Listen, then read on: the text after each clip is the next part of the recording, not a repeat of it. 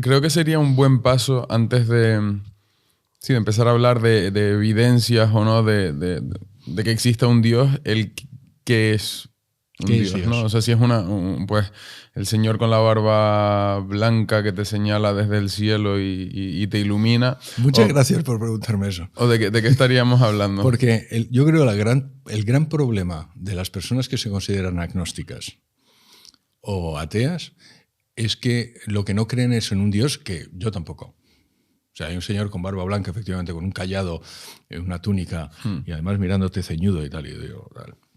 Ese no es Dios, eso es una visión que en muchas ocasiones nos ayuda también a comprender a Dios.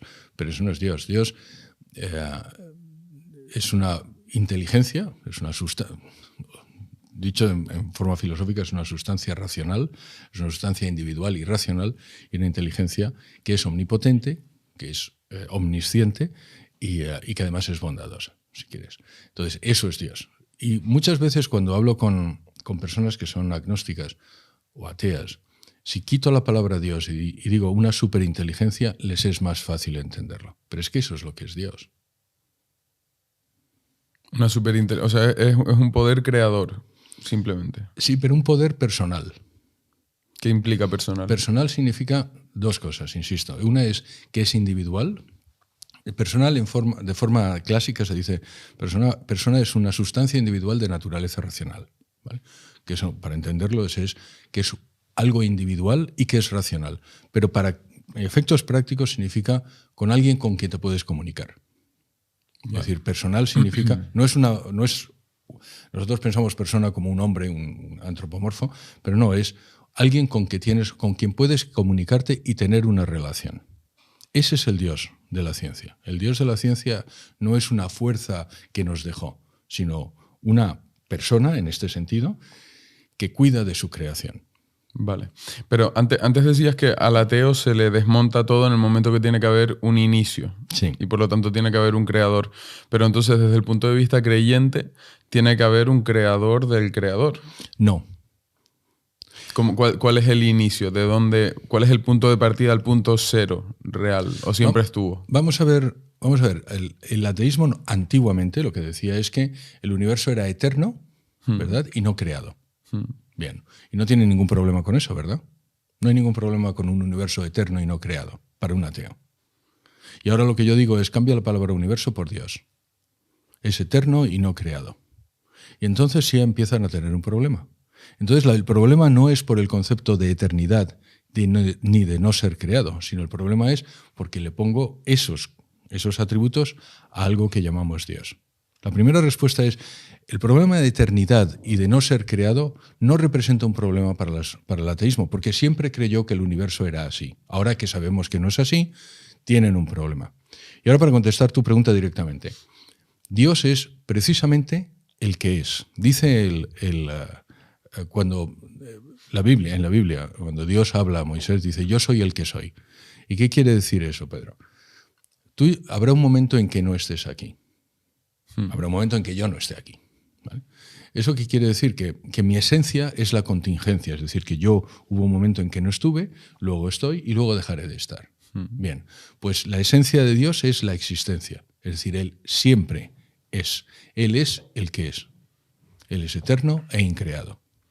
O sea que siempre estuvo. Siempre es. Ahora...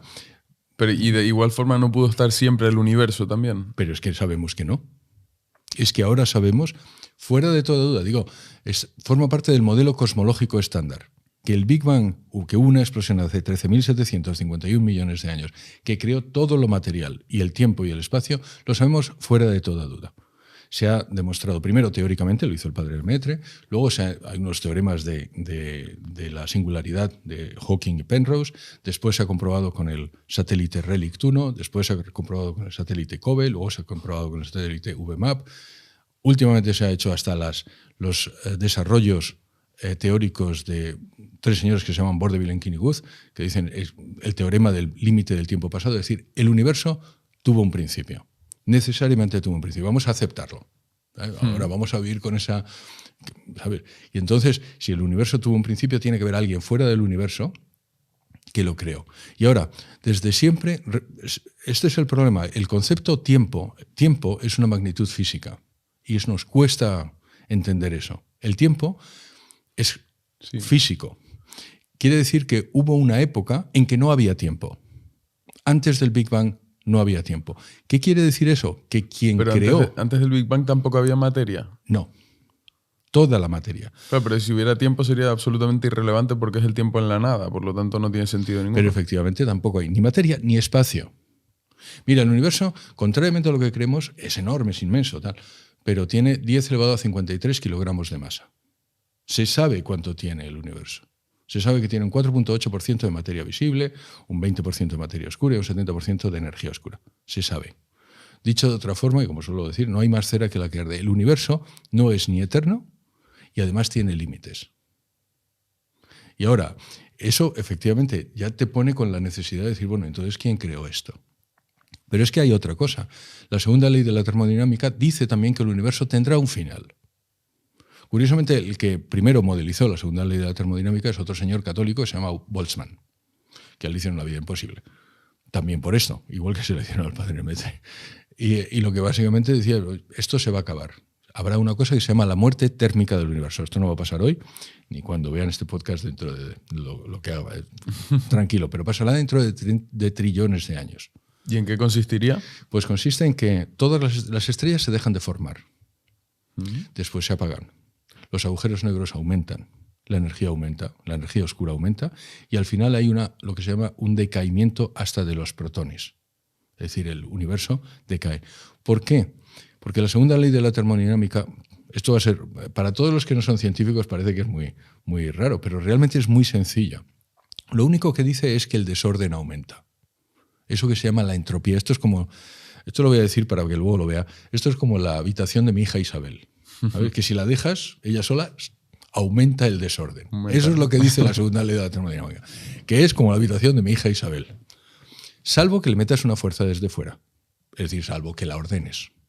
Ahora, como el universo es un sistema cerrado, entonces tiende a aumentar el desorden y, por tanto, tiende a disiparse. Es como la taza de café cuando sales a la terraza. ¿Qué es lo que pasa con la taza de café cuando sales a una terraza? Fría. ¿Se enfría? Se enfría. No la terraza, sino el café. Sí. Se enfría el café. O la terraza se calienta. Pero lo cierto es que todos los fenómenos físicos van en una dirección. Y eso es lo que dice la segunda ley. Por lo tanto, el universo también terminará. Al señor Boltzmann, por decir esto, ahora está comprobadísimo, pero también le hicieron la vida imposible. Fíjate que se le hicieron la vida imposible, de eso hablo en el libro, que acabó suicidándose. Vale. Hacían un escrache cada vez que lo decía. Pero entiendo que aunque el universo terminara, la existencia de Dios permanecería. Efectivamente. Porque Dios es el que es. Es decir, el universo parece como si Dios hubiera decidido, mira, todo lo que yo he creado no soy yo. Que eso además también le hace mucha... Hay un señor que se llama Thomas Nagel, que también menciona en el libro, y dicen, yo es que lo que no quiero es creer en Dios. Yo que no quiero que Dios exista. ¿Y por qué no quiere que Dios exista? Ahora voy a interpretar, eso es lo que él dice, ¿vale? Y ahora yo interpreto, por lo que sigue, las frases que siguen. Pues porque él quiere ser Dios. Porque si Dios existe, ¿qué soy yo? Una criatura, es decir, algo que ha sido creado por Dios. Vale. Si Dios no existe, yo puedo ser lo más importante del universo. Pero yo sé que no. Si Dios existe, él dice literalmente, a mí me molesta mucho que las personas inteligentes que veo a mi alrededor son todas creyentes, dice él. ¿Por qué? Porque yo no quiero que Dios exista. No quiero un universo con Dios. Entonces, fíjate en lo que... Además, eso me ayuda muchas veces a pensar por qué hay personas que son voluntariamente ateos. No porque no entiendan que Dios puede existir, sino porque no quieren. Para tener fe se necesitan tres cosas. Primero, para creer que Dios existe no se necesita tener fe. Y esto sé que ahora hay muchos católicos que van a estar diciendo, oh Dios mío, no se necesita tener fe. Simplemente se necesita pensar. Para creer que un Dios creador existe, no se necesita la fe. Lo vuelvo a repetir, solo se necesita pensar. De hecho, eso es también lo que dice el Catecismo de la Iglesia Católica en el número 36, pero la prueba es que hay un montón de gente que cree que Dios existe y no tiene fe en Jesucristo o en la Iglesia o en ninguna religión y no practica religión y sin embargo sí cree que Dios existe. Bien, pero para tener fe, fe es, por ejemplo, yo creo que en la Trinidad, para eso sí se necesita fe, también se necesita pensar. Lo primero es pensar, la inteligencia, después la voluntad y luego la gracia de Dios.